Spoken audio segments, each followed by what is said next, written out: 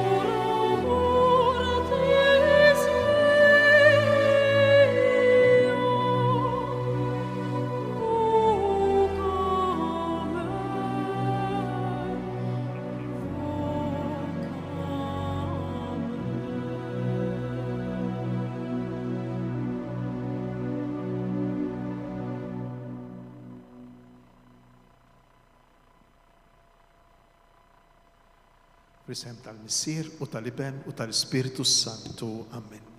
Il-paċi magħkom. U miegħek ukoll. Nistedinkom il-lejla wkoll biex ninaqdu forsi minn fuq il-mejda ta' djar tagħna ma' mejda oħra Il-bieraħ il-Vanġelu ħadna madwar mejda illi Marta, Marja u Lazzru għamlu lil Ġesu. Illum ukoll il-Vanġelu ser joħodna madwar mejda, il-mejda ta' 12, il-mejda tal-aħħar ikla. Nitolbu. Missier Qaddis, għatina l-kuraġġ li bħadd ix-xieblu l-maħbub inniżlu rasna fuq sider ibnek il-għażiż biex inħossu t-taħbit tal-qalb ta' ibnek mimli imħabba għalina. Imħabba li l-ewwel issir qadi bil-fardal, imbagħad issir ħobs, bokkon biċċa ħobs, imbilla u mogħtija lili lil kull wieħed u lil kull waħda minna f'Ġuda. Għatina li nkunu kapaċi nilqgħu dan il-bokkon minkejja d-djufija tagħna, minkejja l-limiti tagħna, minkejja l-lejl tagħna.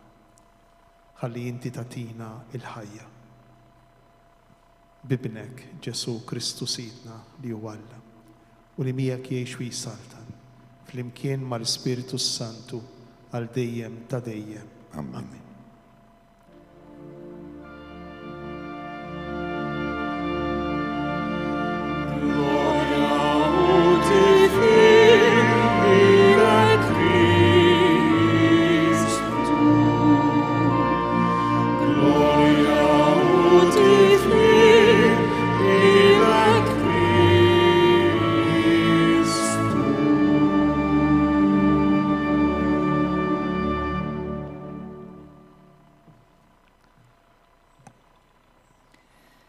Qari mill-Evanġelju skont San Ġwan.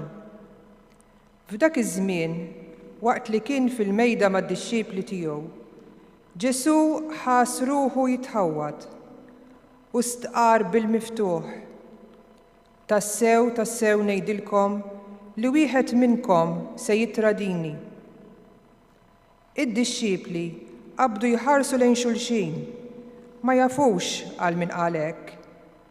Wieħed mid-dixxiepli tiegħu, dak li Ġesu kien iħobb, kien ma' ġenbu fuq il-mejda, brasu ma' sider Ġesu. Xmun Pietru għamillu sinjal u staqsih għal min qiegħed jgħid.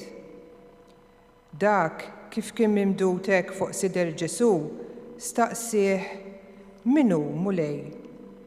Wieġbu Ġesu, dak li għalih sembil din il-loqma ħobs fil-platt u nagħtilu. Imbagħad bil biċċa ħobs u qabad u tal il-Ġuda tax-Xmum l-Iskarjota.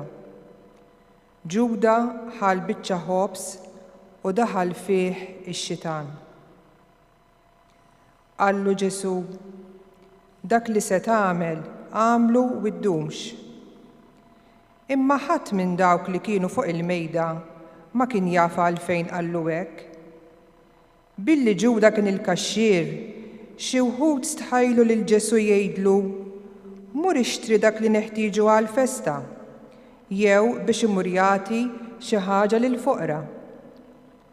Dak wara li ħal biċċa ħobs minnu fih ħareġ il-barra. Kien bil-lejl. Kif ħareġ Ġuda, Ġesu qal, bin il-bniedem huwa jglorifikat issa u permezz tiegħu huwa jglorifikat Alla. Jekk Alla huwa glorifikat permezz ta' bin il-bniedem, Alla wkoll permezz tiegħu innifsu għad jigglorifika lilu u dalwaqt jigglorifikah. U liedi, ftit ieħor se ndum magħkom. Intom tfittxuni u bħalma qed lil-Lut hekk ukoll ngħidu issa lilkom. Fejn sejjer jien, intom ma tistgħux tiġu. Qallu Xmun Pietru, fejn sejjer mulej? U Ġesu wieġbu, fejn sejjer jien, inti għalissa ma tistax tiġi miegħi, imma tiġi warajja aktar tard. Qallu Pietru, għaliex mulej ma nistax niġi miegħek issa? Għalik jiena nagħti ħajti. Wieġbu Ġesu, inti tagħti ħajtek għalija. Tassew ngħidlek li jisserduk ma jkunx idden qabel ma tkunx ħadtni 3 darbiet. Il-kelma tal-mulej. Tifħir lilek Kristu.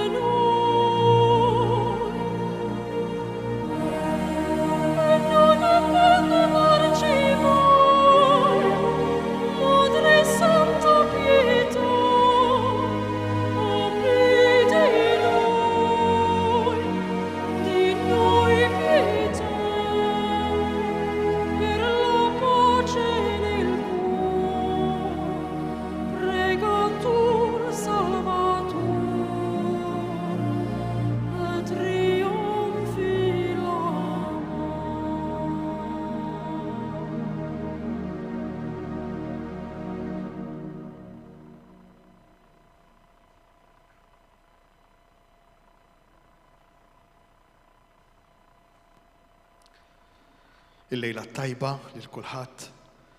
Illum it-Tlieta, it-tieni jum ta' din il-ġimgħa Mqaddsa. U jekk il-bieraħ riflettejna fuq il-personaġġ ċentrali li kienet Marija, oħt Marta u Lażru. U bħala protagonista kellna l-element tal-fwieħa. Illum kif edna diġà fil-bidu sejri nerġgħu nsibu ruħna madwar mejda, madwar il-mejda tal-aħħar ikla tad-dixxiepli ma' Ġesu, dejjem skont il-Vanġelu ta' San Ġwan, kapitlu 13 din id-darba. Imma il-protagonista ta' din is-silta, jew aħjar il-protagonisti ta' din is-silta, mhumiex il-mara illi mimlija bl-imħabba taħli il-fwieħa taħli li l-anfisa tagħti toffri imħabba bla qis lil Ġesu, imma huma Pietru u Ġuda li bħalna bħal kull wieħed u kull waħda minna isibuha bitqila biex jifhmu biex jarfu l-imħabba infinita, l-imħabba kbira li għandu Ġesu għalina. U allura illum se niffukaw ftit iktar fuq il-limiti tagħna, fuq id-djufijiet tagħna, imma fl-istess waqt f'kuntrast mal-infinità, mal-kobor, mas-sbuħija tal-imħabba ta' Ġesu, tal-imħabba ta' Alla murija f'Ġesu għalina.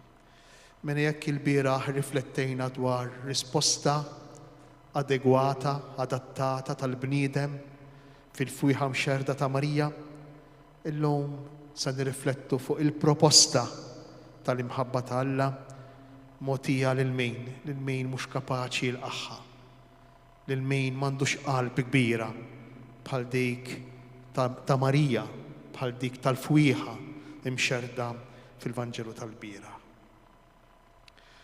Fil-kapitlu 13, fil-bidunet tiegħu, jekk tiftakru kif nibdew jekk Alla jrid fil-ġurnata ta' ħamis ix-xirka, niltaqgħu mill-ewwel mal-imħabba kbira li jħoss fih li hemm tħabbat fil-qalb ta' Ġesu qabel ma jagħmel iż-żewġ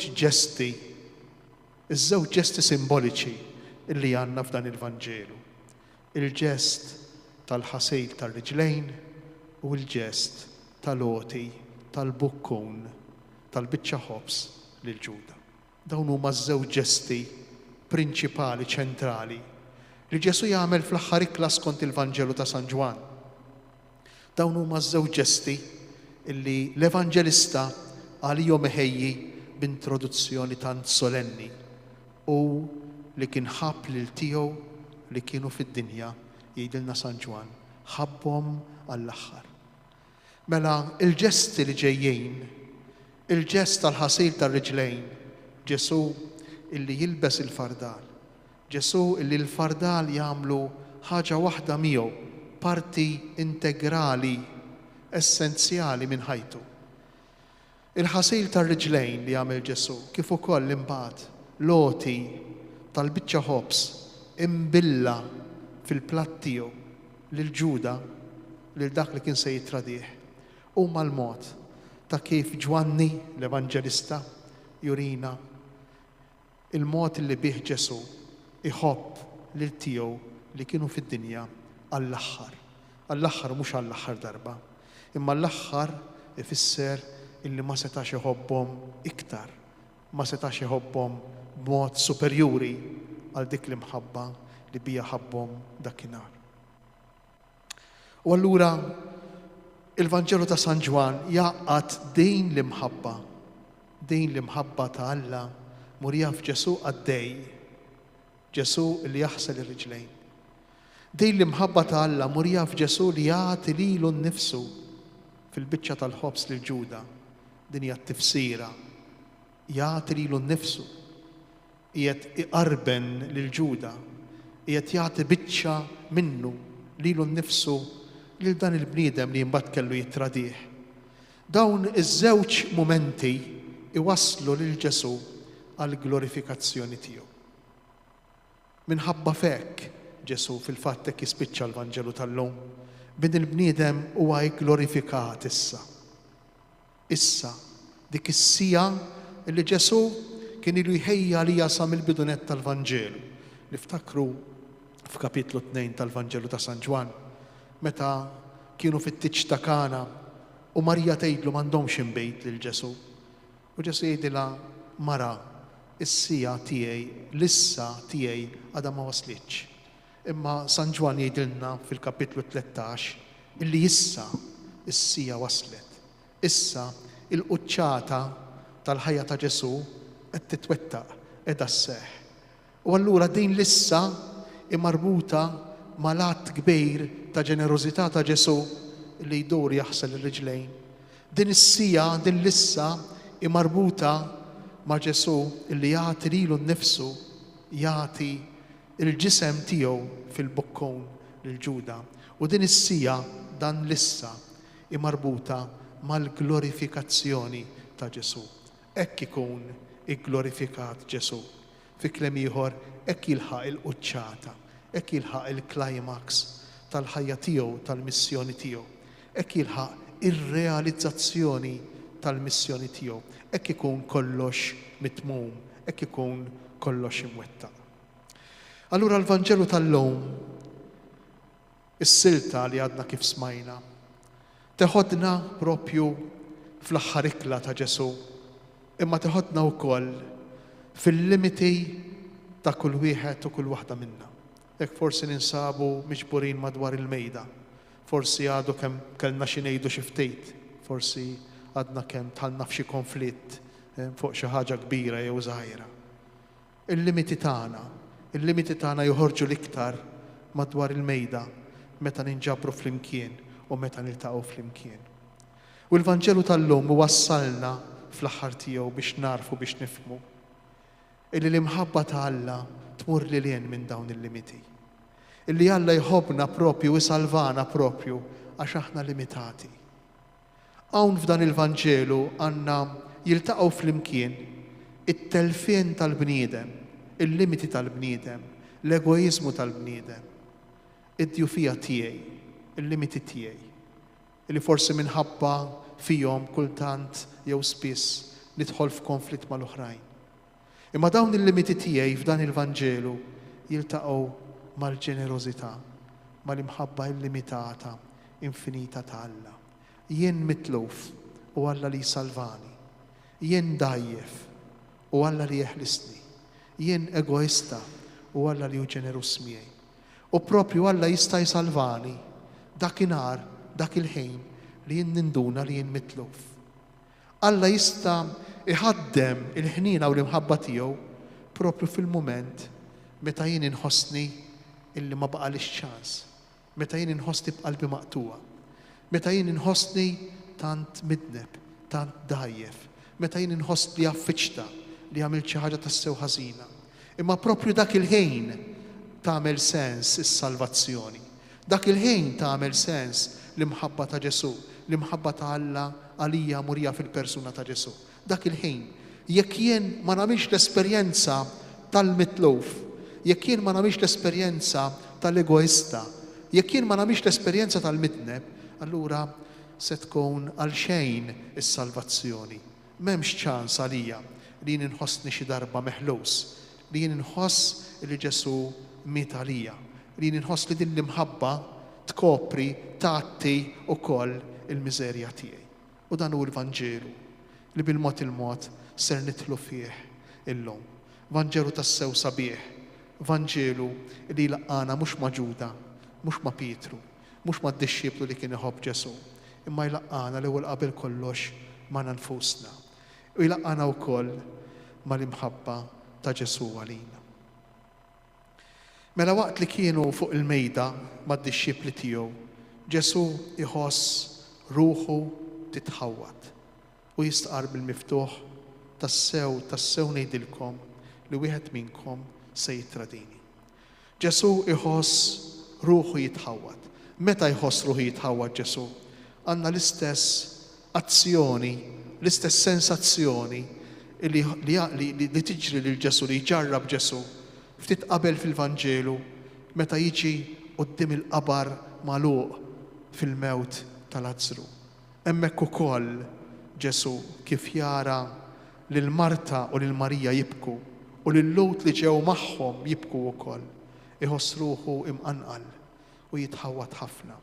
Din is-silta tal-lowm, is-silta tad-djufija ta' Ġuda u d-djufija ta' Pietru tixbaħ ħafna lill-mewt tal-Lażru, tixbaħ ħafna lit-traġedja li tiġri lil kull wieħed u lil kull waħda minna fil-mewt tagħna.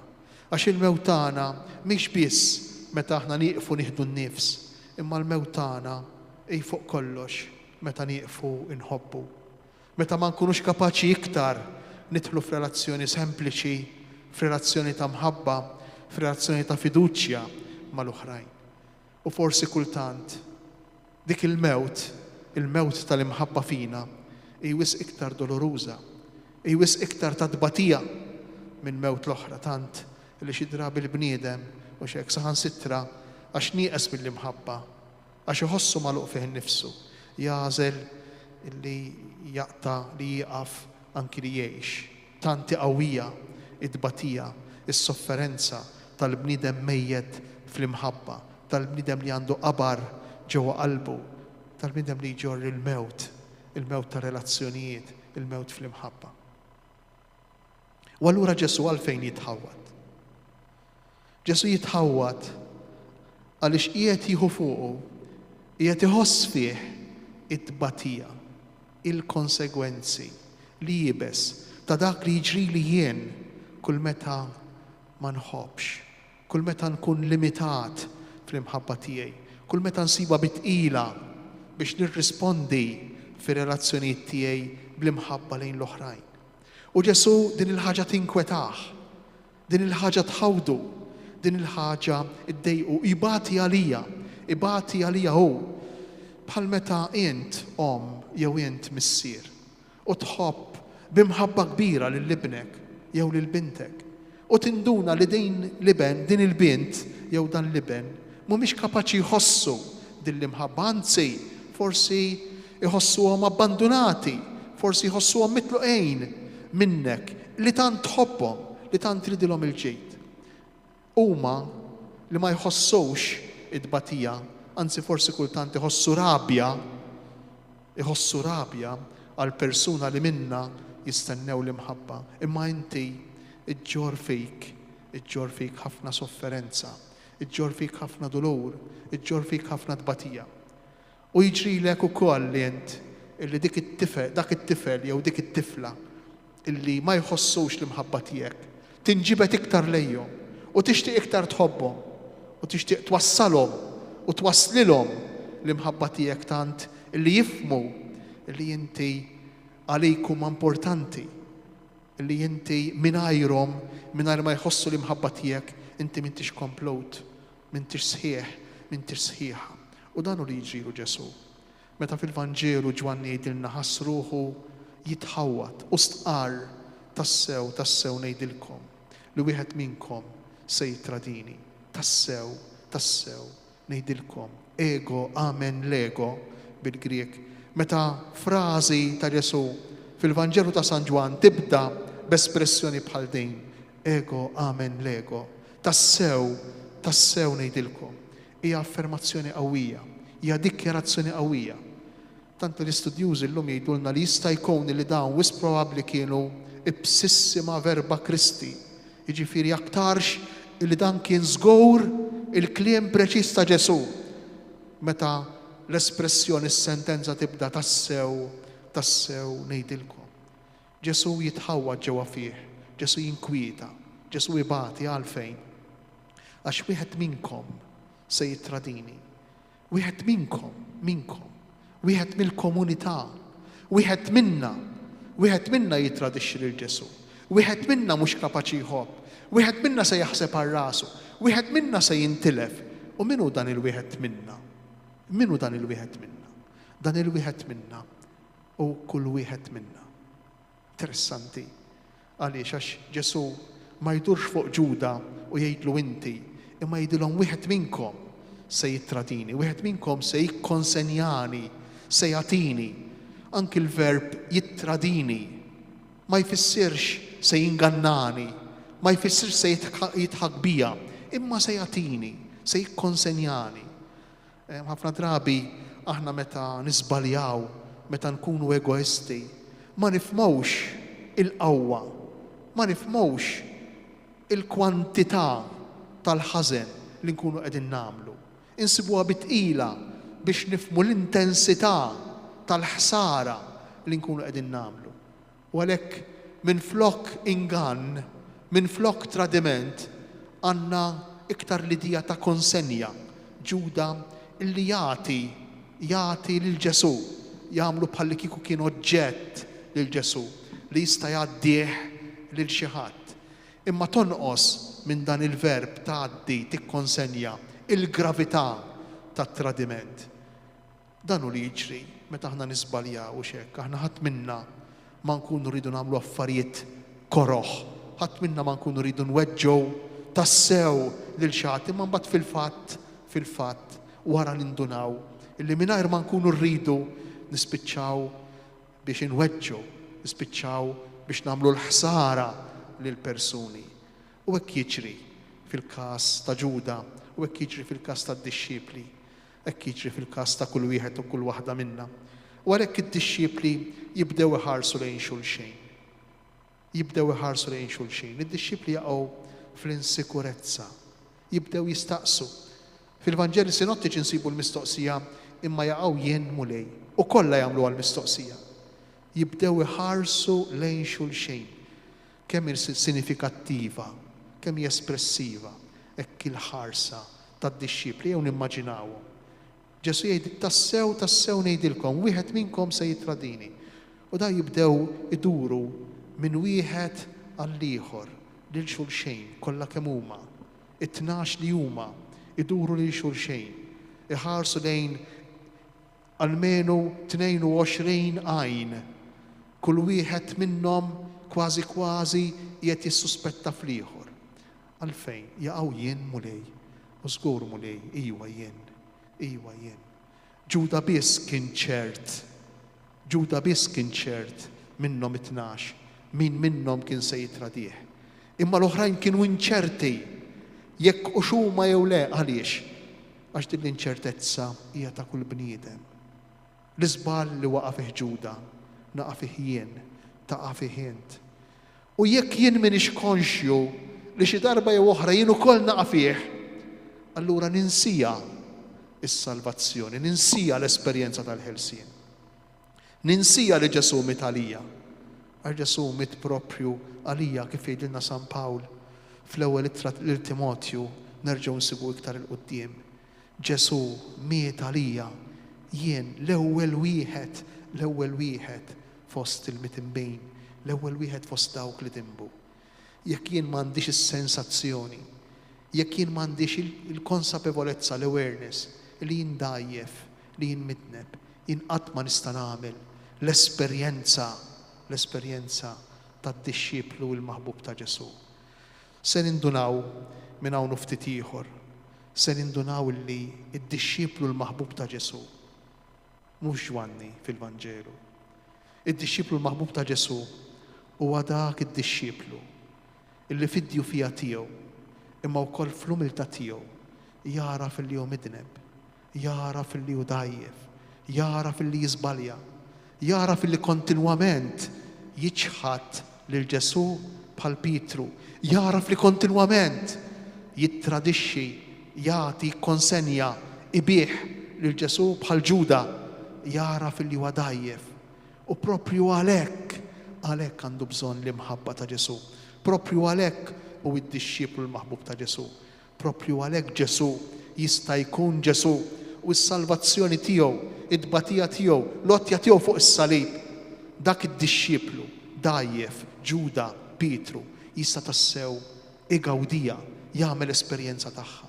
It-tliet dixxipli tal-Vanġelu tal-lum, Ġuda, Pietru u d-dixxiplu l-maħbub mhumiex għajr dixxiplu wieħed, mhumiex għajr jien, mhumiex għajr int. U meta narfu l-imħabba li Ġesu għandu għalija jien mitneb, allura jiġrili bħal Pietru. Allura jien ukoll nibki, jien ukoll naraf l-iżbal tiegħi u nindem, naraf il-weġa li għamilt l-imgħallem tiegħi, naraf l-imħabba li għandu l-imgħallem tiegħi lejja.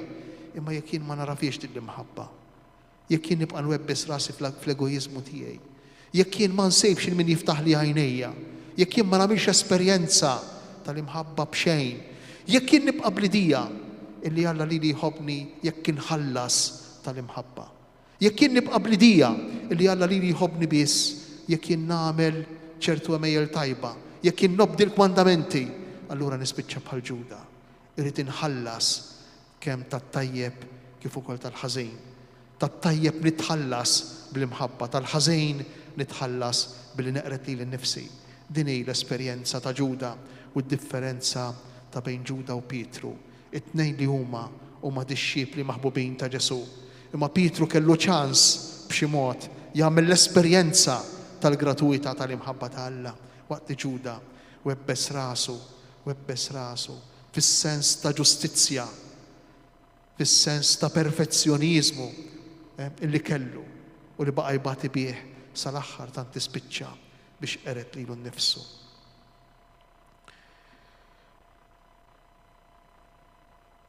Wieħed mid-dixxipli tiegħu kien ma' ġenbu fuq il-mejda b'rasu ma' sider Ġesu, dak li Ġesu kien iħobb. Mela dan id-dixxiplu li Ġesu kien iħobb, niltaqgħu miegħu għall-ewwel darba propju f'dejn l-aħħar ikla. Niltaqgħu miegħu f'kapitlu 13. Issa l-ewwel darba fil-Vanġelu ta' San Ġwan. L-istorja u forsi l-istudjużi assoċjaw lil dan id-dixxieplu li kien iħobb Ġesu ma' Ġwanni l-Evanġelista. Jista' jkun hu u jista' ma jkunx hu.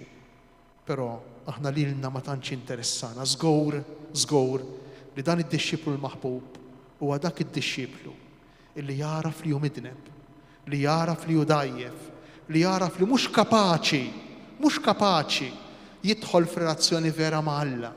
Mhux den tal-imħabba ta' Alla, imma jaraf ukoll li Alla lilu jħobbu b'xejn. Jaraf li jagħmel x'jagħmel qatt mhu se jħallas għall gratuità, għall-infinità, għall-kobor tal-imħabba li Alla għandu għalih. Dan hu id-dixxieplu li kien iħobb. U l-Evanġelista ipinġilna lil dan id-dixxieplu brasu fuq sider Ġesu. U l-kliem li juża huwa kliem sabiħ tassew. Brasu fiħdan Ġesu, brasu mal-ġuf ta' Ġesu, forsi biex inkunu iktar litterali fit-traduzzjoni. X'jiġifieri? L-ewwel qabel kollox, ejja nippruvaw nifhmu ftit il-pożizzjoni ta' dawn id-dixxiepli fl-aħħar ikla. Kif semmejna l-bieraħ, l-ikla tal-Lowt, l-ikla tal-ħielsa, kienu jagħmluha inklinati normalment fuq minn gbejjhom tax-xelluk, imma mindu dejn u imbagħad jieklu blejt tal-lemin. Issa immaġinaw lil dawn l-12 l-apposti mimdudejn madwar mejda. Żgur li kien hemm sitwazzjoni jista' jkun forsi dawk li kienu fil-kantuniera illi r-ras ta' wieħed tiġi mas-sider, tiġi mal-persuna tal-ieħor, tiġi għall-altezza tas-sider, tal-ġuf, tal-ħdan tal-persuna tal-ieħor. U hekk kien Ġwanni. Però din hija biss it-tifsira topografika, il-mod ta' kif setgħu kienu fil-pożizzjoni, il-pożizzjoni li setgħu ħadu, imma hemm tifsira wisq iktar profonda, it-tifsira teoloġika. Id-dixxieplu il-maħbub, id-dixxieplu li Ġesu kien iħobb, illi jaf li qiegħed fil-qrib tal-qalb tal-imgħallem, illi jaf x'jiġifieri Ġesu jħobbu b'xejn, li jaf x'jiġifieri Ġesu jħobbok mingħajr ma jitlob xejn lura, imħabba totalment diżinteressata, mingħajr ma jistenna li jien jew int inħobbuh lura. Din hija il-pożizzjoni ta' dak il-bniedem illi kapaċi jisma' it-taħbejt tal-qalb kbira tal-qalb ta' Ġesu. Però din l-istess espressjoni insibuha fl-ewwel kapitlu tal-Vanġelu ta' San Ġwan. Meta San Ġwan u jikkontempla it-Trinità lill-Alla fil-prologu tiegħu jurina fl-ewwel versi tal-Vanġelu lil Ġesu, lil-liben, il-kelma illi qiegħda fih dan il-missier. Il-kelma illi wkoll isserraħ rasa mas-sider tal-missier, fil-ġuf tal-missier. U dan xi fisser? San Ġwan irid jurina, San Ġwan l-Evanġelista irid jurina illi il-qalb tad-dixxieplu, ir-rabta li hemm bejn id-dixxieplu li jpoġġi rasu mas-sider ta' Ġesu, illi jifhem it-taħbit tal-qalb ta' Ġesu, Hija l-istess rabta profonda li hemm bejn liben, bejn il-kelma u l-missier li l-sina. U dan ikompli jurih imbagħad iktar tard fil-Vanġelu, mo speċjali fil-kapitli 16 u 17, meta jitkellem dwar ir-rabta li hemm bejnu u l-missier u bejn id-dixxipli u Ġesu nnifsu. Kemm sabiħa din ix-xena ta' intimità, kemm kbira u profonda ir-rabta tal-imħabba li hemm bejn il-missier u liben u bejn liben u d-dixxiplu. Kull dixxiplu, jiġifieri jien, int, kull wieħed u kull waħda minna. U maħbub minn Ġesu. U maħbub minn Ġesu bl-istess imħabba li Ġesu u maħbub mill-missier. Ipprovaw irriflettu ftit fuqha. Kull dixxiplu, midneb, dajjef, fraġli, forsi għadek kif żbaljajt illum, int lilek Ġesu jħobbok bl-istess imħabba li l-missier iħobb lilu. Kemm qawwija, kemm sabiħa din ix-xena. U Pietru jagħmillu sinjal. Pietru ma ninsewx illi ftit iktar l-isfel fil-Vanġelu tal-lum, nirriflettu fuqha ftit iktar tard. Pietru wkoll ġie mħabbar minn Ġesu nnifsu illi hu stess se jkun it-traditur. Se jkun ninnutaw kemm nilabu rwoli aħna fir-relazzjoni tagħna ma' Ġesu. Kemm naqilbu r-rwoli. Ir-rwol tal-midneb, li huwa rwol ta' dejjem ta' kulħadd. Imma kultant nispiċċaw saħansitra li jkollna r-rwol tal-akkużatur. Ir-rwol ta' dak li jrid jindaga, tal-investigatur, bħal Pietru. Ippruvaw irriflettu ftejt. Ir-rwoli ta' dak li jrid jistaqsi, jrid ikun jaf, jrid jinduna. Imma dawn ir-rwoli kollha jinġabru fil-persuna ta' kull wieħed u kull waħda minna. Kif diġà semmejna, Ġuda, Pietru u d-dixxieplu li kien iħobb huma persuna waħda fil-Vanġelu tal-lum. Huma jien, huma jint. Għal min qiegħed jgħid jistaqsih Pietru, jagħmillu sinjal għal min qiegħed jgħid. Dak kif kien mimdud għal darb'oħra hekk fuq sider Ġesu.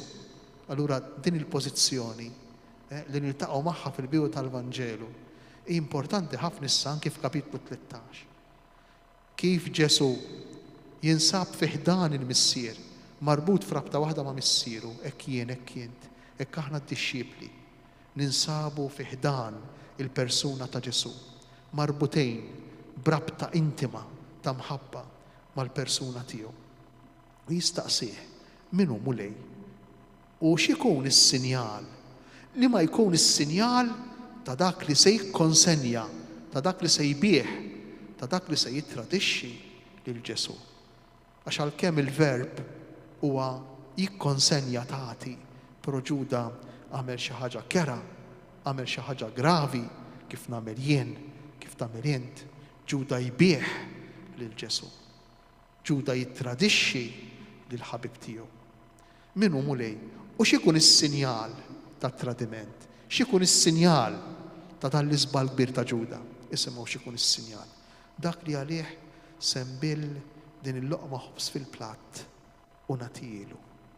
Dak li għalih sembil din il-loqma ħobs fil-platt u nagħtilu. Xi fisser dan?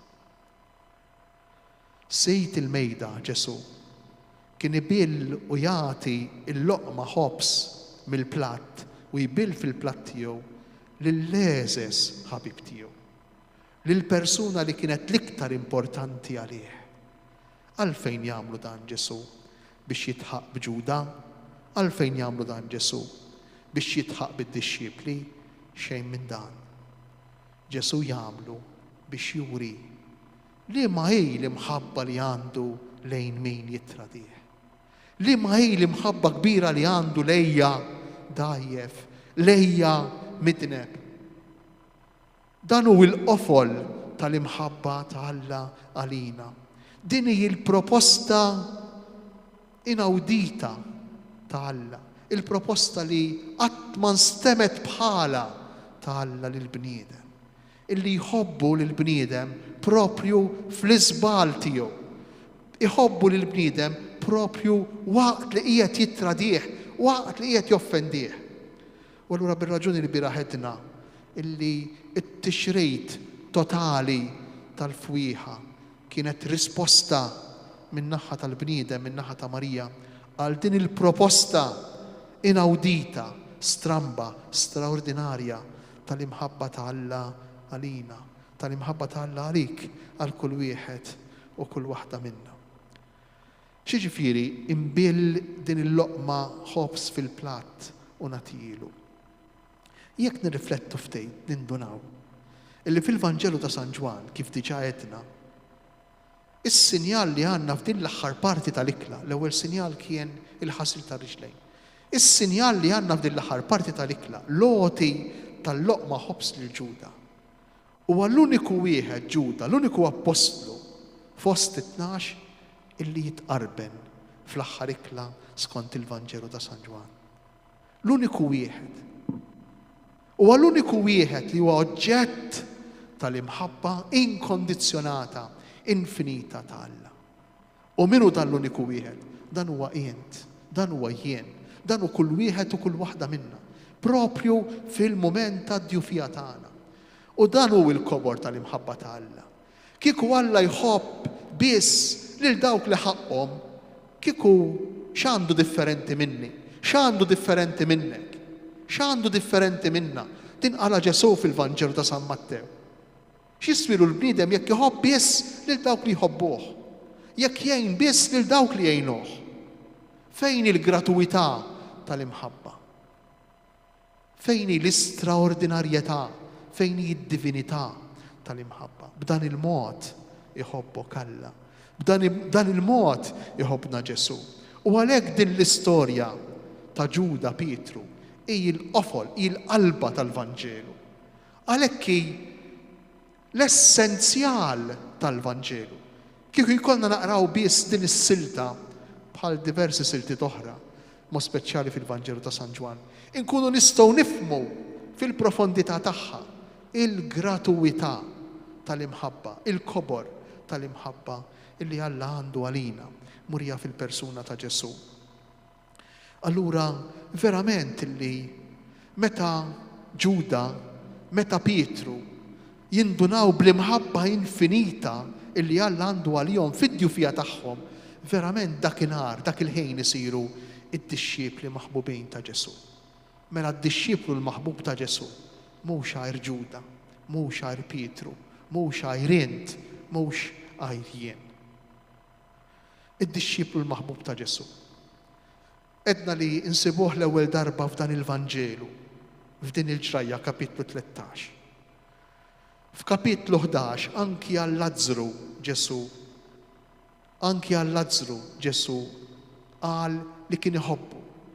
Mhux hu qala espressament, imma kienu n-nies, kienu l-oħrajn li qaluha fuqu. Meta raw jibki, ara kemm kien iħobbu. Mela anki Lazzru kien id-dixxieplu l-maħbub ta' Ġesu.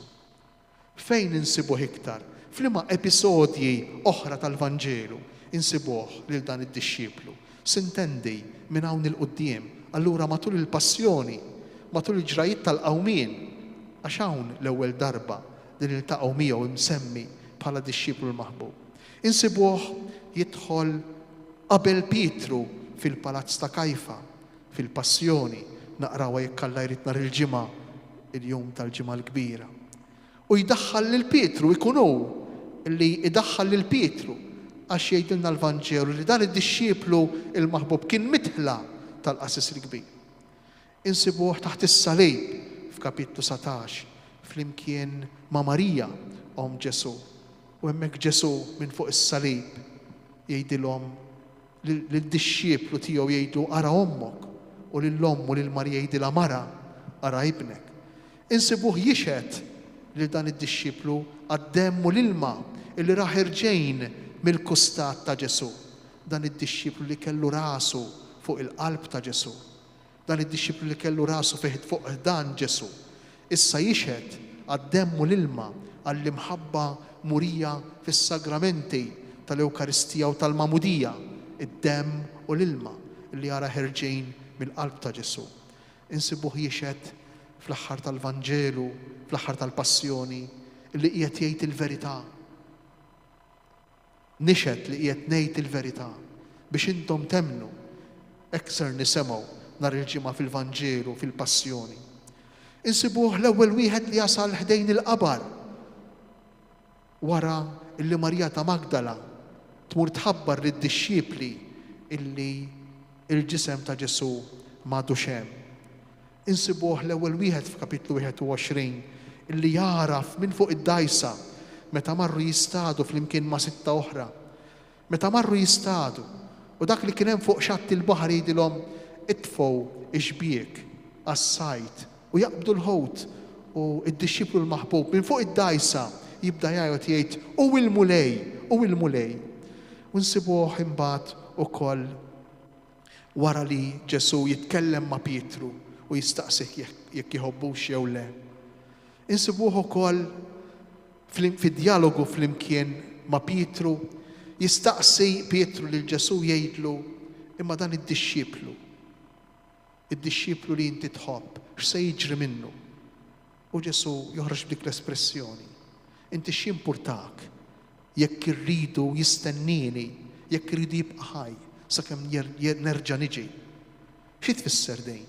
Jista' jkun iva Ġwanni dan id-dixxiplu, però żgur illi Ġwanni l-awtur tal-Vanġelu kellu f'moħħu lili lil kull wieħed u lil kull waħda minna.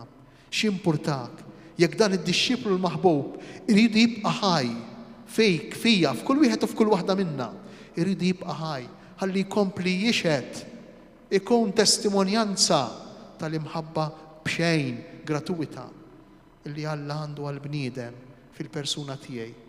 X'impurtak jgħidu lil Pietru jekk kien irridu jibqa' ħaj lil dan id-dixxiplu sakemm jien nerġa' niġi.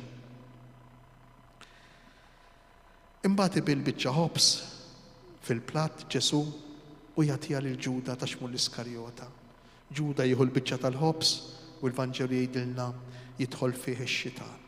Dak li se tagħmel għamlu m'għaddhomx jgħidlu Ġesu.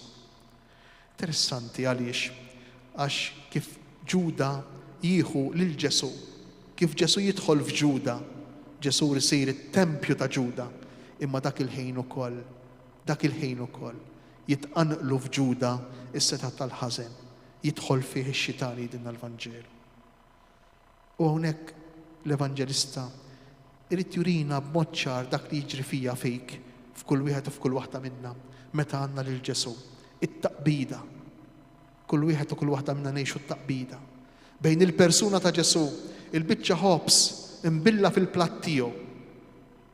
Mamda jgħidilna l-Vanġelu fid-demm tiegħu, salvata bil-passjoni tiegħu. Ġesu preżenti fina. Dak il-ħin, propju dak il-ħin. Tibda t-taqbida bejnu u bejn l-ispirtu tal-ħażen li hemm fina. San Ġwan ma jwaħħalx fil-bniedem. San Ġwan ma jwaħħalx fil-ħażen tal-bniedem. Imma San Ġwan jimmaġina dejjem il-gwerra, il-konflitt bejn id-dawl u d-lam, bejn Alla u x-xitan, Alla u Satana. U għaw ukoll din il-gwerra qiegħda sseħħ fil-qalb ta' Ġuda. U sseħħ fil-qalb ta' kull wieħed u kull waħda minna. Isseħħ fina. Dak li se tagħmel għamlu id-domx. San Ġwanni kompli jippreżentalna lil Ġesu bħala il-protagonista. Mu jiġri xejn mingħajr ma jridu hu. Mu jiġri xejn mingħajr ma jiddettaħu, mingħajr ma jikmandaħu. Saħansitra iva Ġuda qiegħed jikkonsenjah, qiegħed jagħtih lill-kapit tal-Lut. Imma hu nnifsu qiegħed jagħti lill-persuna tiegħu. Ġesu nnifsu qiegħed jagħti lilu nnifsu għalina bħala att ta' mħabba. U għalhekk hawnhekk jippreżentalna Ġwanni lil Ġesu illi lil Ġuda jgħidu dak li se tagħmel għamlu malajr. Fl-istess waqt. Dan l-att kikraħ huwa motti, huwa kopert minn Ġesu nnifsu. L-imħabba infinita ta' Ġesu tasal biex saħansitra tagħti il-ħtija ta' dak li jitradih. Dan hu effettivament dak li jiġri. Alla li jagħti kontinwament l-iżbalji tagħna. Alla li jinsa kontinwament id-dnubit tagħna. Tgħiduli allura kejf minn aħna rridu mmorru nqerru u rridu mmorru nqerru qabel ma nitqarbnu u rridu mmorru għax dawn huma mistoqsijiet li kollha joħorġu f'katekeżi bħal dejn, f'lezzjo bħal dejn, meta niltaqgħu ma' Ġuda li fil-mument tat-tradiment tiegħu, propju f'dan il-mument, jirċievi il-ġisem ta' Ġesu, jirċievi lil Ġesu. Xi fisser il-qrar? Ara ma mmurrux blidija illi kull darba li aħna nqerru neħilsu mid-dnubiet kollha tagħna u qatt ma aħna se nagħmlu iktar dnub. Ara ma mmurrux blidija illi il-qrar huwa xi tejp u x'hekk ta' kanċellatur ta' xi ħaġa li tikkanċella totalment il-ħtijiet tagħna b'tali mod li ġibna bojot karti biex inkunu nistgħu nilqgħu lil Ġesu. Hija tifsira totalment żbaljata li aħna jista' jkollna jekk aħna nieħdu s-sagrament tal-qrar b'dan il-mod. X'inhu s-sagrament tal-qrar? Is-sagrament tal-qrar mhux għajr, ċelebrazzjoni tal-gratuità tal-imħabba ta' Alla lija jien li jien midneb. Jekk aħna nieħdu l-qrar f'sens maġiku li jiena dnibt, żbaljajt, u allura mmur nisqar dnubiet lis-saċerdot. Imbagħad bla soluzzjoni dawn id-dnubiet jitħassru għal kollox u jien nerġa' nsir powr nadejf b'tali mod li Alla issa jista' jħobbni għax jiena qed nimmerita l-imħabba tiegħu, qed nistinka biex inkun den li Alla jħobbni, inkun żbaljat kemm fl-idea tiegħi nnifsi kif ukoll fl-idea li għandi ta' Alla. Inkun żbaljat kemm fl-idea tal-persuna tiegħi, tal-kapaċitajiet tiegħi, kif ukoll fl-idea li għandi tal-imħabba li Alla għandu għalija. Għaliex? Għax f'dak il-każ l-imħabba tkun tiddependi biss minn kemm jien nimmerita, minn kemm jien ħallast għalija. U aħna l-bieraħ qedna b'mod ċar li fejn hemm il-ħlas, fejn hemm il-flus, m'hemmx imħabba, m'hemmx gratuità. U Alla lilna ma jħobbniex b'dan il-mod. Allura tgħidli mela m'hemmx għalfejn inqer. Għamel int, però jekk tqer, ikollok il-vantaġġ illi tiċċelebra, li tagħmel esperjenza mhux darba 2-3, darba fil-ġimgħa, darba fil-15, kull meta tmur ta' din il-gratuità tal-imħabba li Alla għandu għalik. U aħna għandna bżonna din il-gratuità għaliex għax ngħixu f'dinja illi tgħix bil-kuntratti, ngħixu f'dinja illi tgħix bin-negozju, ngħixu f'dinja illi ngħixu bir-rikatti. Ippruvaw riflettu ftit fil-familji tagħna stess. Inti tagħmel hekk u jien nagħmel hekk. Minn filgħodu nibdew. Inti għamel hekk u imbagħad xi niġu mix-xogħol. Għax inti ma tafx jien x'ġurnata għamilt, mhux bħalek il-gratuità tal-imħabba ta' Alla tirraġuna mod ieħor. Alla jħobbna propju meta ma jistħoqilniex. Alla jħobbna propju meta aħna nweġġawh. Alla jħobbna propju dakinhar fil-mument li aħna nagħmlu bħal Ġuda, propju f'dak il-mument. Ejjew nitolbuh lil mulej illum. Nieqfu hawn għax il-ħin għamel ġmielu. Ejjew nitolbu lil mulej illum biex nagħmlu din l-esperjenza tal-gratuità tal-imħabba li Alla għandu għalina. Biex propju il-parti tagħna fil-Vanġelu nagħmluha u nagħmluha sew. Li min din il-parti tagħna fil-Vanġelu? Li aħna nkunu konxi li ma jistħoqilniex. Li aħna nkunu konxi li maħniex denji, ma ninsewx kif nibdew il-quddisa. Is-saċerdoti naħuti, ejjew narfu ħtijietna biex nitħejjew tajjeb, ħalli nkunu denji biex nieħdu sehem fl-Ewkaristija. Tittara fil-ħtijiet biex tkun den li tiċċelebra l-Ewkaristija. Aħna naħsbu dak il-ħin li narfuhom li tolbu maħfra, isir meġiku jitlaq kollox. Kemm inkunu żbaljati. Kemm ikun għax kif noħorġu mill-Knisja nerġgħu nibdew nafġu, jekk ma nafġux fil-Knisja stess. Aħna narfu ħtijietna biex nindunaw kemm gratuità, kemm bxejn l-imħabba li Alla għandu għalina. Kemm bxejn din l-imħabba. Ejjew nieqfu llum, niffukaw ftit illum, nirriflettu illum fuq din l-imħabba kbira illi Alla għandu għalija. U meta jien ninduna li jien ma jistħoqlejx, imma li Alla jħobbni, li jien mitluf, imma jien missjub, jien salvat, mhux bis-saħħa tiegħi, imma xi ħadd ieħor ġie jfittixni. Jien bħal dik in-naġa li ħrabt, li tlaqt, imma hemm xi ħadd ieħor li jiġri warajja, li jiena li importanti. Meta jien nagħmel l-esperjenza tal-fidi b'dan il-mod, nikber fl-imħabba. Għalhekk lil Pietru iktar tard jgħidlu int ma tistax tiġi l-lum warajja. Għadek ma fehmx ġifieri jien inħobbok b'xejn. Għadek ma fehmx ġifieri inħobbok fid-dnub tiegħek. Imbagħad meta tifhem u Pietru fehma din wara li ċaħdu. Pietru nduna wara li ċaħad lil Ġesu. Induna qal veru, jien mhux kapaċi nħobbu lil dan. Jien għamiltlu ħafna wedi imma ma żammejt l-ebda waħda minnhom. U li kien jaf bid-djufija tiegħi. U li kien jaf x'insarraf, u li qal li iktar minn darba li se nittradih, li se niċħdu, għażilni bħala ħabib tiegħu. X'ma jibkix Pietru biki tamrar, għażilni bħala ħabib tiegħu. Din l-imħabba, dan hu s-sagrament tal-qrar li kull wieħed kull waħda minna għandna bżonn biex verament inħossuna iwa Ġuda, iwa Pietru, imma fuq kollox id-dixxieplu l-maħbub ta' Ġesu.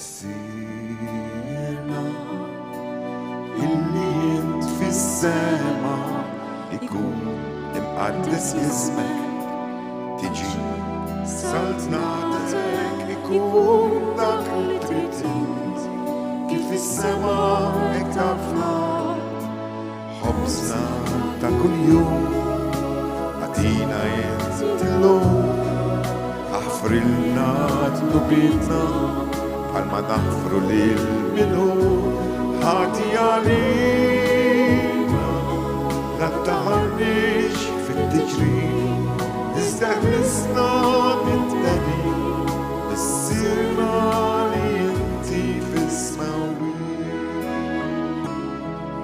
issirna li inti fis-smawi. Il-mulej maħkom. Mijak ukoll. Ikun imbirek isem il-mulej. Min issa u għal-dejjem. Lajnuna tagħna f'isem il-mulej. Li jagħmel is-sema u l-ard. Iberikkom, iħariskom Alla li jista' kollox il-Missier, l-Iben u l-Ispiritu Santu. Amen. Morru u għejxu fil-paċi ta' Kristu. Ir-roddu ħajr lill-Alla.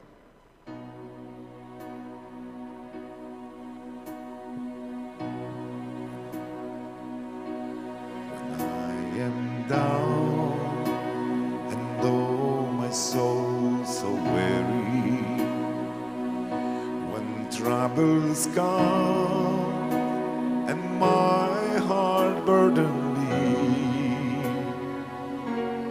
then I am still and wait here in the silence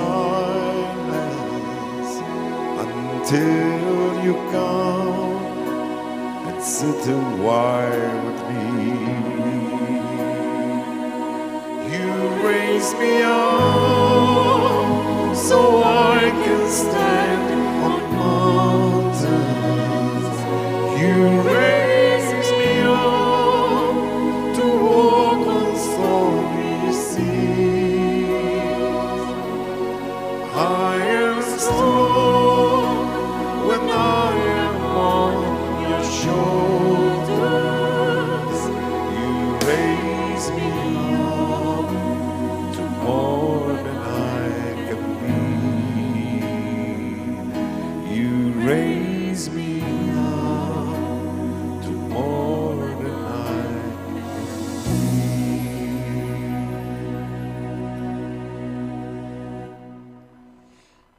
Għal darbohra rġajna wasalna fit-tmiem xandira diretta oħra mill-Istitut tal-Familja Papa Giovanni Paolo II, il-Belt Victoria Għawdex, fejn wassalnilkom il-Lectio Divina għat-tielet jum tal-ġimgħa Mqaddsa, it-Tlieta, f'din l-aktar ġimgħa għażiża għalina l-insara. Infakrukom illi tistgħu terġgħu issegwu mill-ġdid din il-lezzjo bl-ispjega tal-Vanġelu tal-lum fuq il-paġni ta' Facebook u YouTube ta' Djoċesi ta' Għawdex. Namlulkom stedina għal għada fl-istess ħin fit-8 ta' filgħaxija għat-tielet u l-aħħar meditazzjoni fuq il-kelma talla għal din il-ġimgħa Mqaddsa qabel imbagħad nidħlu għat-tridu Paskwali. Il-lejla tajba.